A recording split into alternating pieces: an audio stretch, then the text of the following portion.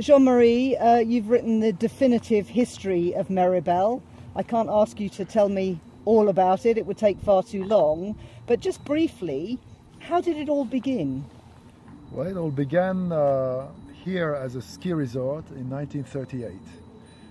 There had been a plan since the mid-30s of creating a resort here.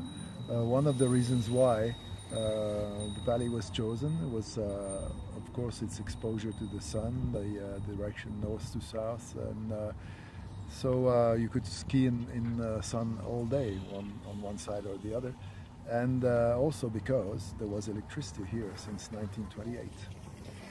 Now, the British were instrumental in developing Meribel, and in particular an army officer, Peter Lindsay. How did that come about? Well, Peter Lindsay, before the war, was a property developer in London, and he met Jean de Gaillard de la Valdaine, who was actually the founder of the first company that planned to start a ski resort here. And on a trip to England, he met with Peter Lindsay, who was interested in the project. And during the war, Peter Lindsay was in Burma, where he was commissioned as an officer in the SOE. And after the war, he dropped the property developing in London to come here in Meribel and start developing the resort instead. But he faced quite a lot of opposition from the local government. From the Department of Savoie, who had another idea about developing those three valleys, Meribel, Courchevel and Les Belleville.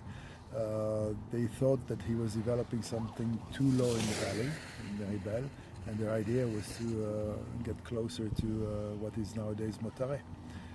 So, of course, they weren't too keen in him going on, and also it was a private development with shareholders, and this didn't please the department very much.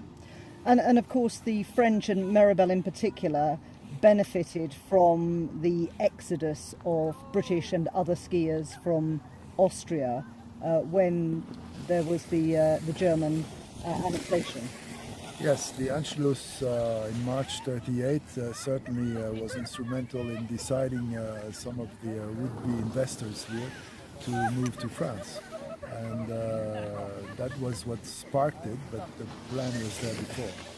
And when did it become really big? I mean, we know it as a major international resort. When do you think it really took off? Well, it took off little by little. I mean, in the 50s it was really a piecemeal development, chalet by chalet, and some hoteliers started being interested in building, whether they were from the valley or outside, building hotels here.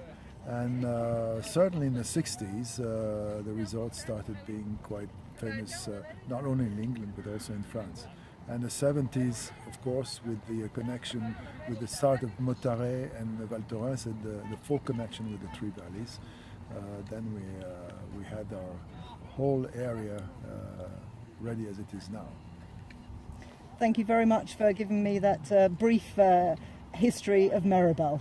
Well, you're welcome, and I know that you know our resource quite well, and I look forward to meeting you here again. Bye-bye. We do too. Thank you very much, Jean Marie Choffel.